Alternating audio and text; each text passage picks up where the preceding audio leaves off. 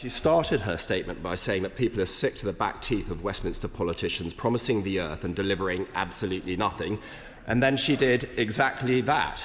Because on this side of the House, we know, Mr. Speaker, what the Right Honourable Lady's statement marks today. It's not a strategy for the North. It's not a genuine commitment to a £46 billion project, costed back in 2019 at £46 billion, as the current Prime Minister then promised. Instead, it's a flagrant attempt to silence her party's restless northern mayors, whilst Labour ministers who came to office with no plan to deliver on their promises butcher the budget. Let's get straight to the point here. She can bluster all she likes, but where Northern Powerhouse Rail is concerned, today we have no construction start dates, no completion dates, no published or costed route map, no sequencing, no idea who will pay, nor by how much, and no certainty at all, except it won't be what Labour promised ahead of the election. She says, Mr. Speaker, this is a generational commitment. Well, at this rate, it's going to turn out to be a multi-generational commitment. Because if the Prime Minister wanted to deliver what he actually promised in opposition, he knows he'd have another black hole of billions. Such is the uncertainty, the genuine uncertainty caused to the sector by this announcement.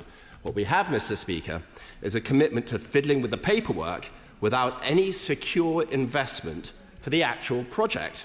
Yet the Right Honourable Lady expects this House to believe that this is some sort of investment in the North. She and her ministers must be delighted that the Mayor of Greater Manchester overplayed his hand at the Labour Party conference last year. So today he feels constrained to profess loyalty to the Prime Minister, perhaps wonderment at his generosity. That's in public. We all know what he's doing in private. Does the Right Honourable Lady take this House and her own backbenchers and the voting public for fools? Whether she does or not, the Prime Minister certainly does. He wrote in the Yorkshire Post with some gall that this amountment, and I quote, is a serious plan backed by billions of pounds of investment, when we know from this statement that it is not. Can the Right Honourable Lady confirm how a £45 billion cap on a scheme that was costed way more expensive than that back in 2019 can possibly deliver projects which are already estimated to be so much more than that value? What guarantees exist that schemes will be completed in full, and when this House will be finally given the detail that it deserves? Because perhaps she ought to remind the Prime Minister what he told the Yorkshire Post back in 2019, promising to deliver Northern Powerhouse in full. Today's announcement offers nothing better than dither, delay, and a further decade away from spades in the ground. How can she and the Prime Minister pretend that this is the delivery of Northern Powerhouse Rail when it is anything but that? By their own admission, no budget has been set out. The cap in funding gives no confidence that funding which will have to be raised from the private sector or through local taxes is in place. So can she tell the House which local taxes will have to rise and by how much to fill the gap created by her own £45 billion cap? I know she, like me, cares deeply about ensuring Parliament is told the whole truth. But perhaps on this occasion it is the Prime Minister himself who should be lauded today when he said, time and again, that the cuts and downgrades this government has foreshadowed today represent nothing more than, and I quote, a betrayal of the North.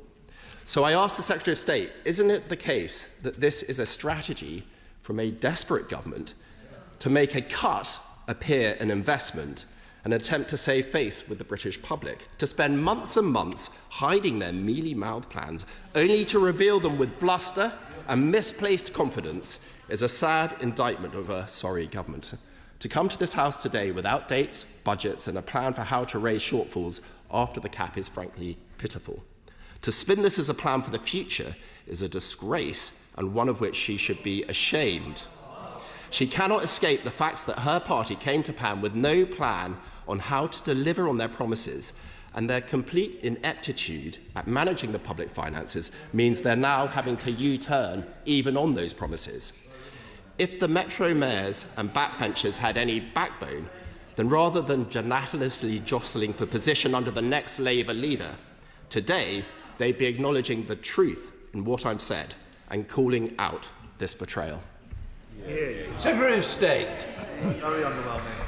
Mr. Speaker, I can't believe what I've heard, to be honest. I mean, I know he's standing in for the Shadow Transport Secretary today, but really I hoped he would have done a little bit better than that. He talks about no budget being set out. We have set out £1.1 billion to be spent over the next 4 years, far more than his government ever spent on Northern Powerhouse Rail in the 14 years they had an opportunity to make improvements to the rail network in the north of England. If that's the way they approach basic maths when we're spending over £1 billion, I can see why the public booted them out of office at the last election. Mr. Speaker, we are working in collaboration with local mayors, and we have agreed with local mayors that where they see opportunity to boost economic growth beyond the core scope of the Northern Powerhouse Rail proposals, we will work with them to agree local contributions so the full benefits of this investment can be realised. Mr. Speaker, more generally though, I think this was a classic case of the honourable gentleman writing the questions without listening to the announcement. We are delivering Northern Powerhouse Rail in full. We have set out our plans in full, we are funding MPR in full, and we will deliver it.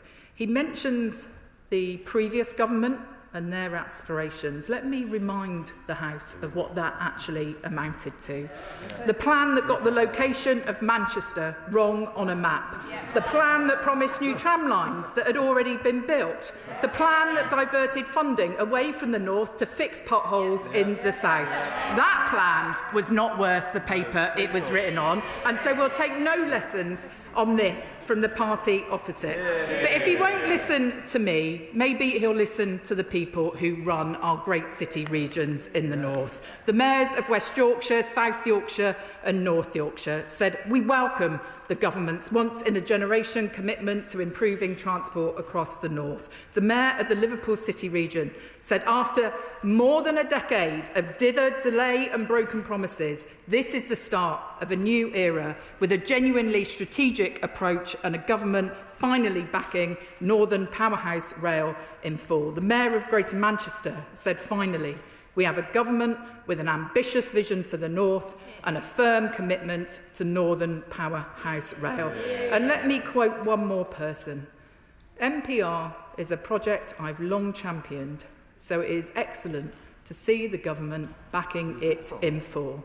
Not the words of a Labour mayor, not the words of a Labour minister, but the words of former Conservative Rail Minister Hugh Merriman. Mr. Speaker, our plans are backed by the mayors, they're backed by business leaders, they're backed by their own former Rail Minister. That tells you everything you need to know about who is delivering for the North and who never did.